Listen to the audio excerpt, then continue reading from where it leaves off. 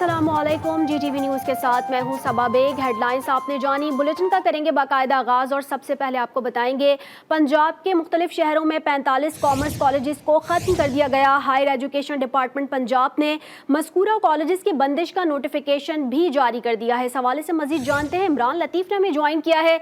इमरान, बताइएगा इस खबर से मुतालिक क्या तफसीलात हैं? बिल्कुल, पंजाब के मुख्तलिफ शहरों में कायम 45 कॉमर्स कॉलेज को बाकायदा तौर पर खत्म कर दिया गया। हायर एजुकेशन डिपार्टमेंट पंजाब की जानिब से नोटिफिकेशन जारी किया गया। इससे कबल हायर एजुकेशन डिपार्टमेंट की जानिब से इन तमाम कॉलेजेस में नए एडमिशन से रोका गया था। इसके साथ साथ जराये का कहना है कि इन कॉलेजेस में BS टेक्नोलॉजी की डिग्री का इजरा किया जाएगा, क्योंकि सूबाई हुकूमत की तरजीह है कि टेक्नोलॉजी के प्रोग्राम शुरू किया जाए, तो लिहाजा इन कॉलेजेस को बंद कर दिया गया है। जी ठीक है, बहुत शुक्रिया इमरान लतीफ़, आप हमें तफसीलन आगाह कर रहे थे।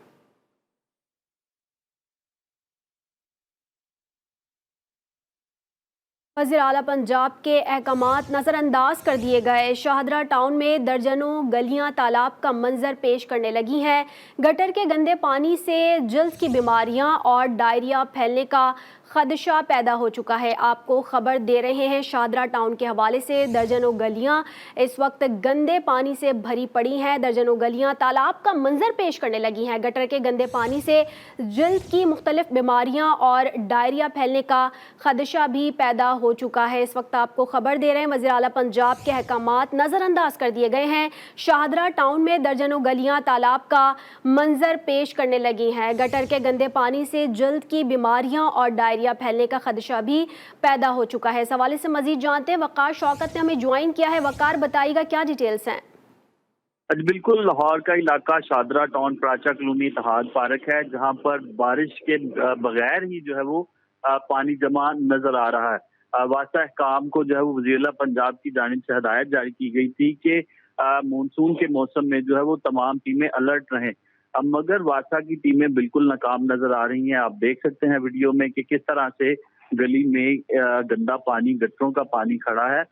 जबकि हमारी इलाका मकीन से बात हुई तो उनका ये कहना था कि ये तकरीबन मानसून से पहले का ये सूरत हाल है और वासा हुकाम की जानिब से सफाई नहीं की गई गटरों की, तो इस वजह से बच्चों में दिल की बीमारियां फैल रही हैं और डायरिया के भी दर्जनों मरीज जो है वो सामने आ चुके हैं। मगर अभी तक वासा की जानिब से अमली तौर पर कोई कार्रवाई अमल में नहीं लाई गई। किसी भी किस्म की कार्रवाई अमल में नहीं लाई गई है। वकार शौकत हमें तफसीलन आगाह कर रहे थे, आपका शुक्रिया। आगे बढ़ेंगे। हैदराबाद में शदीद गर्मी और लोड शेडिंग के बायस शहरी, घरेलू और कारोबारी सारिफीन परेशान हैं। बिजली की तवील बंदिश पर परेशान हाल शहरियों ने वज़ीर आज़म से नोटिस लेने का मुतालबा कर दिया। आमिर जैदी रिपोर्ट करेंगे। हैदराबाद में सख्त गर्मी, हब्स और बिजली की तवील लोड शेडिंग से शहरियों का बुरा हाल है। लोड शेडिंग के बायस कारोबारी तबका भी परेशान है। बिजली न होने के बायस बच्चों की तालीम भी मुतासिर हो रही है। एसओ की जानिब से शहरी इलाकों में 14 से 16 घंटे की गैर एलानिया लोड शेडिंग का सिलसिला जारी है। दुकानदार और शहरी कहते हैं मरम्मती काम के नाम पर कई घंटे बिजली बंद रहना मामूल बना दिया गया। तकरीबन 14-15 घंटे लोड शेडिंग है और कोई टाइम टेबल नहीं है। कभी भी लाइट बंद हो जाती है, कभी भी आ जाती है, यानी कि दिन में ना होने के बराबर है लाइट। सुबह से कभी सुबह आते हैं तो लाइट नहीं होती, दोपहर को अभी गर्मी की पोजीशन ये है, लाइट बिल्कुल भी नहीं है। अब लाइट नहीं है तो काम भी नहीं हो रहा और गर्मी ने भी मारा हुआ है। हैदराबाद के शहरियों और कारोबारी तबके ने वज़ीर आज़म से मुतालबा किया है कि लोड शेडिंग के दौरान को कम से कम किया जाए ताकि वो भी पुरसुकून जिंदगी गुजार सकें। कैमरामैन निज़ाम GP के साथ आमिर जैदी, GTV न्यूज़, हैदराबाद। जैकबाबाद की तहसील ठुल में लोड शेडिंग के बायस कारोबार ठप होकर रह गया है। शहरी इलाकों में 12 से 14 घंटे लोड शेडिंग से शहरी बेहाल हो चुके हैं। इस हवाले से मजीद अपडेट करेंगे अली जान बुकटी। जी अली जान। हाँ जी, बिल्कुल बात की जाए ठुल में तो ठुल एक गर्म तरीन इलाका है कि डिग्री 47 डिग्री तक जा पहुँची है, जिसके वजह से शहरी और घरेलू सार्फिन को जो है शदीद मुश्किलातों का सामना करना पड़ा है। दूसरी जानिब सिपको की जानिब से तो बिजली की गैर एलानिया लोड शेडिंग की वजह से घरेलू सार्फिन और शहरी कारोबार मरकजियों को जो है शदीद मुश्किलातों का सामना करना पड़ रहा है। इस हवाले से हमारे साथ एक शहरी मौजूद है, इनसे जानते हैं। यहाँ पे सामने सारे रोज़गार वाले सब परेशान होते हैं। ये देखो हम गर्मी में बैठे हैं रोज़गार के लिए, यहाँ पे कोई आदमी शहर वाले को आते ही नहीं, यहाँ पे खरीदारी करने के लिए कोई आते नहीं। हम ये SDO वाले से गुजारिश करते हैं कि मेहरबानी करके बिजली चलाएं। शहरी का यही कहना है कि सिपको की जानिब से बिजली की गैर एलानिया लोड शेडिंग में जो सिस्टम थम ना सका, जिसके बाद शहरी और घरेलू सार्फिन को जो है शदीद मुश्किलातों का सामना करना पड़ रहा है। शहरियों ने आला हुकाम और इंतजामिया से मुतालबा किया कि बिजली की गैर एलानिया लोड शेडिंग ख़त्म किया जाए। जी। मीरपुर खास में कयामत खेज गर्मी और हब्स के साथ लोड शेडिंग से शहरियों का जीना मुहाल हो चुका है। हैस्को की जानिब से मीरपुर खास को लोड शेडिंग फ्री जोन करार देने के बाद भी 8 से 10 घंटे तभी लोड शेडिंग का सिलसिला जारी है। अनवर बरोही की रिपोर्ट देखिए।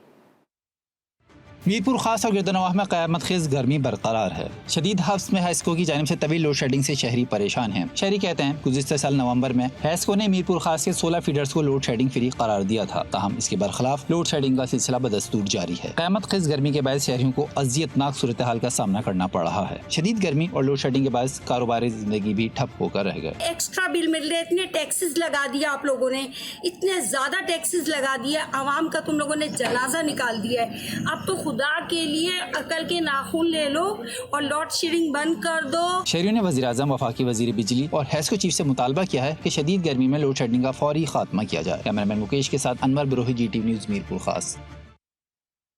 घर ऐसा कहाँ का था लेकिन दर बदर है तो याद आता है। नौशेरा में मुखय्यर हजरात ने बेघर अफराद के लिए मुफ्त घर बनाने का बीड़ा उठा लिया। पहले मरहले में 3 मरहले के 300 घरों की तामीर का काम जारी है। मोहम्मद असद की रिपोर्ट देखिए।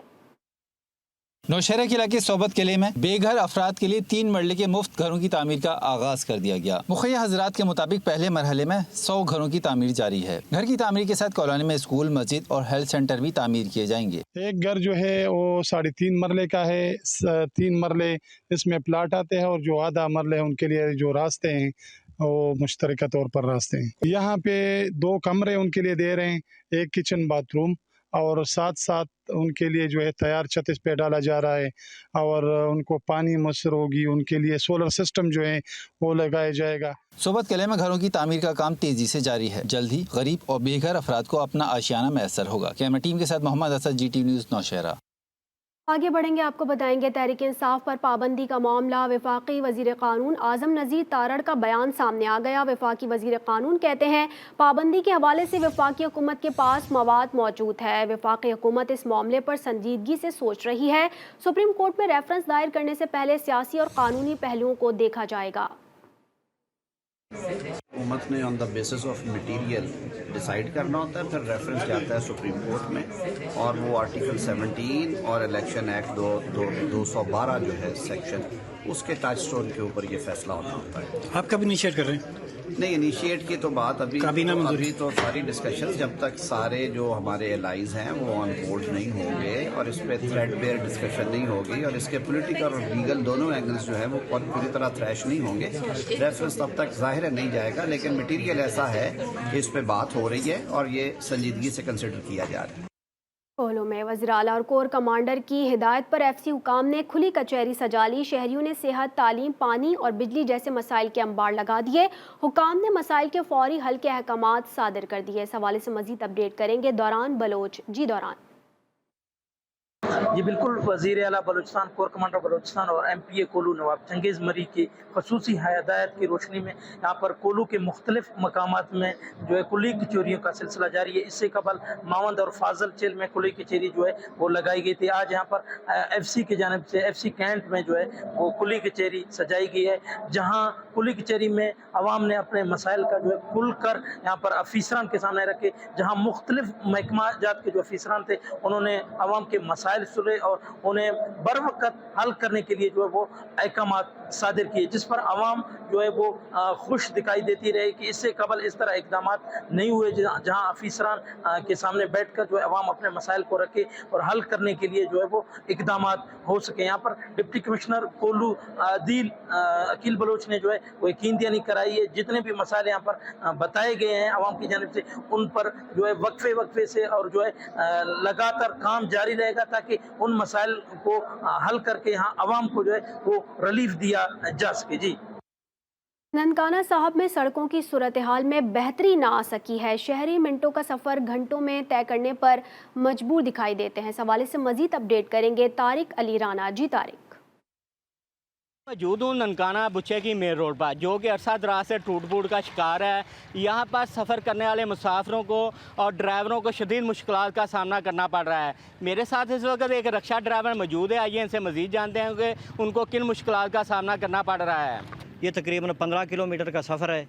इसमें बहुत ही ज़्यादा परेशानी हमको आती है। हम रिक्शा ड्राइवर हैं, हम जब मरीज़ लाते हैं या सवारियां हमारे साथ होती हैं, हमारी टूट फूट भी बहुत रिक्शा की ज़्यादा होती है और हम परेशान भी होते हैं। जो हमारा 15 मिनट का सफ़र होता है वो हमें घंटे में करना पड़ता है। रात के वक्त में हमें बहुत ज़्यादा परेशानी आती है जब मरीज़ को लाते हैं। कोई मरीज़ ऐसे होते हैं जो तोड़ ही नहीं पहुँच पाते, इधर ही दम तोड़ देते हैं। अजी जैसा कि आपने रक्षा मुसाफिर की बात सुनी, उनका कहना ये था कि सड़क टूट फूट होने की वजह से यहाँ पर मरीज़ों को डिस्ट्रिक्ट हेडक्वार्टर अस्पताल लेकर जाने में बड़ी दुश्वारी का सामना करना पड़ रहा होता है। उन्होंने वज़ीर आला पंजाब से मुतालबा किया है कि सड़क को फिलफौर तमीर किया जाए ताकि लोगों को सफरी मुश्किलात जो आ रही हैं उसमें आसानियाँ पैदा की जाएँ। जी K2 सर करने वाली खवातीन को पैमा की टीम वापस बेस कैंप आ गई। टीम की खवातीन अरकान कैंप 3 तक पहुंची, मगर ख़राब मौसमी हालात के बायस बेस कैंप पहुंचना पड़ा। मुहिम जो खवातीन मौसम बेहतर होने पर 28 जुलाई को दोबारा मुहिम शुरू करेंगी। टीम में 6 खवातीन शामिल हैं, जिनमें से 5 का ताल्लुक गिलगित और 1 का लाहौर से है।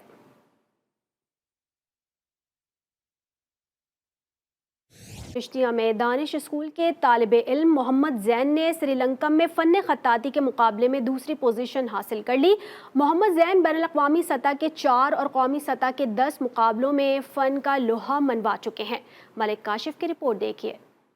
दानिश स्कूल चिश्तिया के तालिब इल्म मोहम्मद जैन ने कम उम्री में फ़न ख़त्ताती में महारत हासिल कर ली। जैन कॉलेज में फर्स्ट ईयर के तालिब इल्म हैं। 3 साल कबल फ़न ख़त्ताती पर काम शुरू किया और नाकाफ़ी सहूलियात के बावजूद अपना नाम बनाने में कामयाब हुए। जैन ने श्रीलंका में होने वाले फ़न ख़त्ताती के मुकाबले में दूसरी पोजीशन हासिल की। मैंने अपने तरीक़े पाकिस्तान और तरीक़े दीन इस्लाम का मुतालिया करने के बाद अपने लिए फ़न ख़त्ताती के फ़न को पसंद किया, क्योंकि ख़त्ताती का फ़न वो फ़न है जिसके ज़रिए अल्लाह ताला का पैगाम बनीनो इंसान तक पहुंचा है। ख़त्ताती एक फ़न ही नहीं बल्कि इसके साथ मुसलमानों का शानदार और काबिल फ़ख्र माजी जुड़ा हुआ है। जैन इसके साथ 4 बैनुल-अक़वामी और 10 कौमी सतह के ख़त्ताती के मुकाबलों में अपनी महारत का लोहा मनवा चुके हैं। जैन का कहना है वसाइल न होने की वजह से बहुत से मुकाबलों में हिस्सा न ले सका। हुकूमत अगर सरपरस्ती करे तो मुल्क और कौम का नाम रोशन कर सकता हूँ। कैमरा टीम के साथ Malik Kashif, JTV news, Chishtiya. Wazirabad railway station दिफाई और तारीख के एतबार से अहमियत का हामिल है। यहाँ लाहौर रावलपिंडी सेक्शन का सबसे बड़ा कांटा सिस्टम आज भी फाल है। जदीद दौर में आज भी हाथ के ज़रिए ट्रेन को एक ट्रैक से दूसरे पर मुंतकिल किया जाता है। इस स्टेशन पर एक वक्त में 4 ट्रेन को ऑपरेट किया जा सकता है। अयूब चौहान की रिपोर्ट देखिए।